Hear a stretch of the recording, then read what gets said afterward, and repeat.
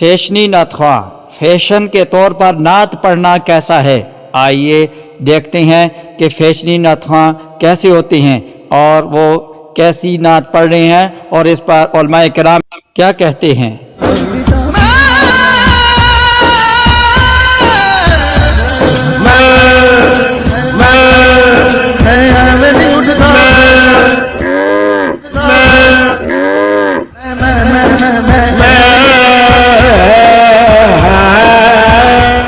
مت دور، یہ نعت کا میدان ہے، کوئی صحرا نہیں ہے کہ منہ اٹھا کے جدھر مرضی چلتے جو مرضی کہتا ہے۔ یہاں قدم قدم پہ احتیاط، ادب کا حیض۔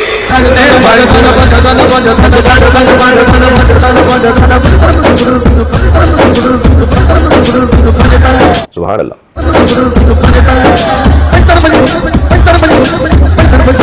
پھر سارے جڑے جنہیں جنیا مانگتے سارے نعت بنے ہیں۔ جناب جس طرح نعت رسول ایک مقدس عمل ہے، اسی طرح ہونا تو یہ چاہیے تھا کہ اس کے پڑھنے والے کے طرز عمل سے بھی محبت رسول ظاہر ہوتی، لیکن آج اس عمل کو بنڈوں کے حوالے کر دیا گیا ہے جو محفل میں آ کر ایسا ماحول پیدا کر دیتے ہیں کہ جسے دیکھ کر بندہ یہ اندازہ ہی نہیں لگا سکتا کہ یہ کوئی دینی محفل ہے یا کوئی نچن ٹپن کا پروگرام بنے۔ آج آپ کو چند ایسے ہی مومنٹس دکھائیں گے۔ قاری شاہد محمود قادری صاحب جو کہ نعت رسول کے ایک محفل میں موجود ہیں، لیکن یقین جانے یہاں نعت کو آڑ بنا کر اپنا گلوکاری کا شوق پورا کیا جا رہا ہے۔ آپ ذرا دھیان سے سنیں کہ اب یہ کون سی نعت ہے اور یہ نعت کے کون سے الفاظ ہیں۔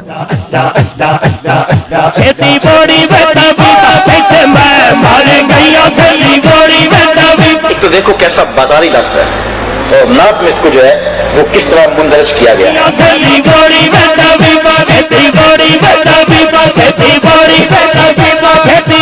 ہائے ہائے ہائے ہائے،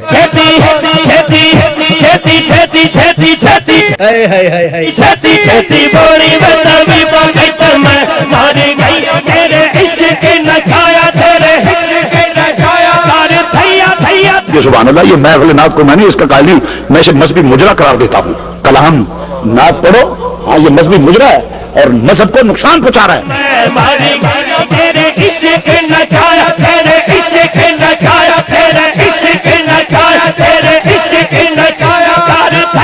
حالانکہ تقریباً سب جانتے ہیں کہ یہ ایک گانا ہے جسے نعت وغیرہ کا نام دے کر نعت رسول کے سٹیج پر پڑھا جا رہا ہے۔ 2024 میں کچھ نعت خوانوں کی ایسی حالت اور محافل ادب سے خالی نظر آ رہی ہیں، لیکن 1988 میں سامعین سننے والے بھی ادب کا پیکر بن کر ہر ایک چھوٹے اور بڑے پر سر پہ ٹوپی رکھے ہوئے محفل کو سماعت کر رہے ہیں۔ وہ بھی آگے چل کے آپ کو میں دکھاؤں گا۔ میرے دوست، آج تو تم نے ایسا گانا سنا دیا کہ مولانا جرجیس کے تو کان ہی ترس گئے تھے ایسا گانا سننے کے لیے۔ بہت بہت شکریہ تمہارا۔ اب ذرا یہ سنیں، آپ بھی کہیں گے کہ اب اس میں کون سی غلط بات ہے؟ یہ کوئی نعت اور محبت کا طریقہ نہیں ہے، لیکن ہاں یہ لوگوں کو جوش میں لانے اور جیب میں خالی کروانے کا بڑھیا طریقہ ہے۔ اب ذرا یہ دیکھیں، کہنے کو تو یہ بھی ایک نعت رسول کی محفل ہے، لیکن ان کا طرز عمل دیکھ کر، ان کی حرکتیں دیکھ کر تو ایسا لگ رہا ہے کہ جیسے کوئی پانڈ اپنی محفل سجا کے بیٹھے ہیں۔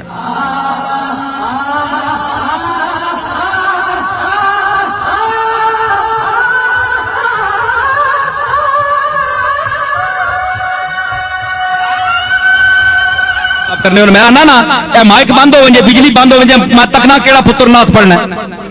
پیسے بند ہو ونجے، بجلی پیسے پینے ہو کہ بجلی بند ہو ونجے، انہیں ماں مر بھی نہیں کچھ آ نہ کھڑے۔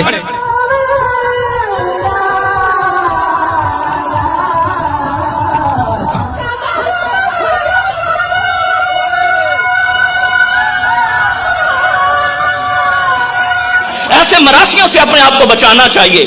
وہ مسلک کی بدنامی کا سبب بنتے ہیں، ان کی وجہ سے مسلک میں خراب۔ مقصد اللہ اور اس کے رسول کی یاد اور اپنے ایمان کو تازہ کرنا ہوتا ہے، نہ کہ اس طرح کے کرتب اور اس طرح کی ایکٹنگ دکھانا۔ نعت شریف کا پڑھنا، سننا، سنانا یہ کوئی برا عمل نہیں ہے، اچھا عمل ہے، اور حضور علیہ الصلوۃ والسلام کے صحابہ اکرام رضوان اللہ تعالی مجمعین سے بھی یہ بات ثابت ہے۔ حضور علیہ الصلوۃ والسلام کے نعت خواں، حضور کے شاعر حضرت حسان بن ثابت رضی اللہ تعالیٰ عنہ حضور کے سامنے حضور کی نعت خوانی کیا کرتے تھے، لیکن ادب کو ملحوظ رکھے، ادب کے ساتھ، محبت رسول کے ساتھ نعت خوان حضرات کو بھی چاہیے کہ وہ اپنے چہروں کو، اپنے لباس حلیے کو رسول اللہ صلی اللہ علیہ وآلہ وسلم کی محبوب پیاری پیاری سنتوں کے ساتھ سجائیں، اور اسی طرح محافل جو ہیں وہ اسلام کے شرعی تقاضوں کے خلاف ہرگز نہیں ہونی چاہیے، اور ایسے نعت خوانوں کو اپنے سٹیج سے دور رکھیں جو فیشن کے طور پر اور پیسے کے لیے اور نہ مری کے لیے نعت رسول صلی اللہ علیہ وسلم کو اپنا پیشہ بنائے ہوئے ہیں۔ اللہ تعالی ہم سب کو حضور علیہ الصلوۃ والسلام کا عاشق اور رسول اللہ صلی اللہ علیہ وسلم کے اہل بیت اطہار صحابہ کرام رضوان اللہ تعالی علیہم اجمعین کی مبارک زندگیوں کے مطابق اپنی زندگیوں کو ڈھالنے کی توفیق عطا فرمائے۔ ذرا یہ بھی دیکھیے، یہ بھی تو محفل نعت ہو رہی ہے، اور اس طرح کے نعت خوان یہ بھی تو حضور علیہ الصلوۃ والسلام کی نعت شریف پڑھ رہے ہیں، ذرا سنیے۔ کیسا سما ہوگا، کیسی وہ گھڑی ہوگی، جب پہلی نظر ان کے روضے پہ پڑی ہوگی، جب پہلی نظر ان کے روضے پہ پڑی ہوگی، یہ کوچے جانا ہے، آہستہ قدم رکھنا، آہستہ قدم رکھنا،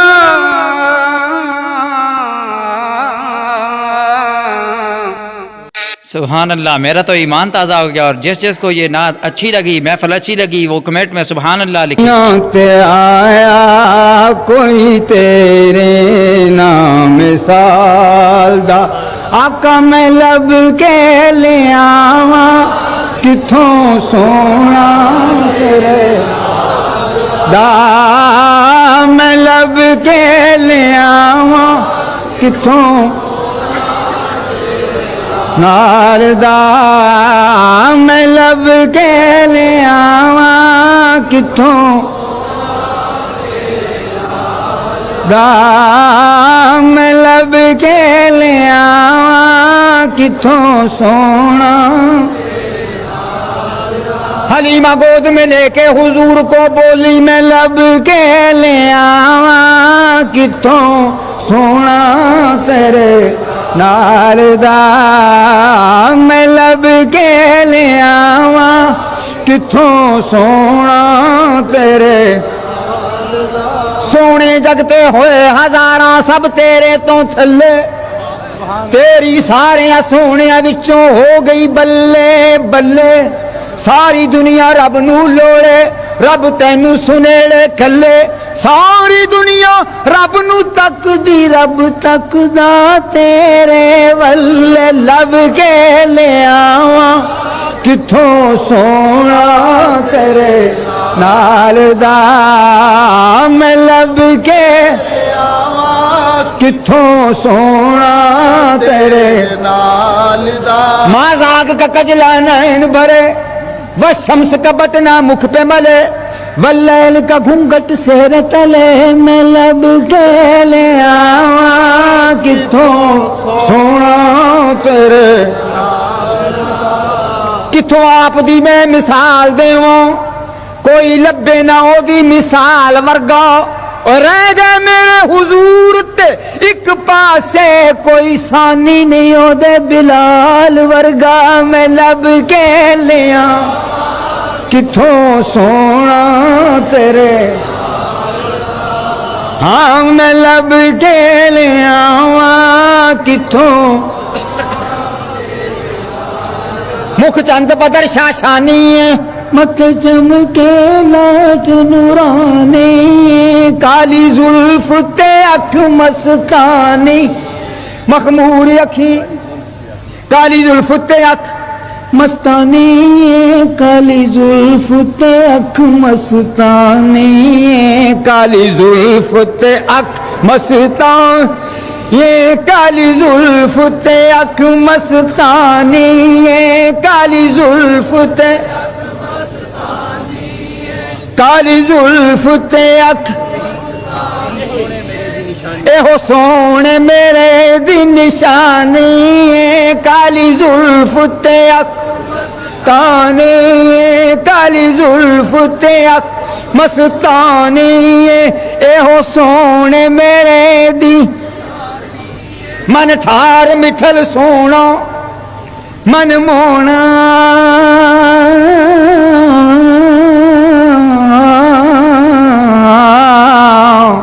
جتے میرے حضور دے پیر لگ جان اس تھان ورگی کوئی تھان نہیں ہو جیڑی میرے حضور دا منہ چومے اس ماں ورگی کوئی اور جدیاں قسماں ظہوری خدا کھاوے اس نا ورگا کوئی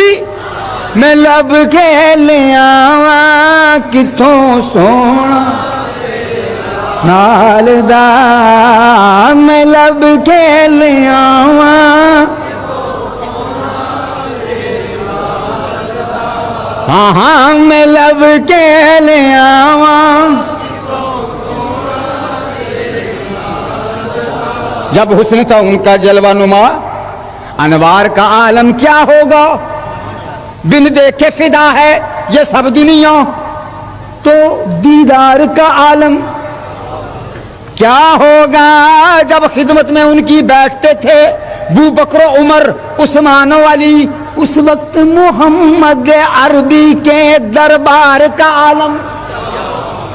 ذرا چمکتی ہوئی یہ پیشانی تو دیکھو ذرا چہرہ نورانی تو ارے یہ حال ہے خدمت گاروں کا تو سردار کا عالم میں لب کے لے آواں کتوں سونا دا لے آواں کتوں سونا تیرے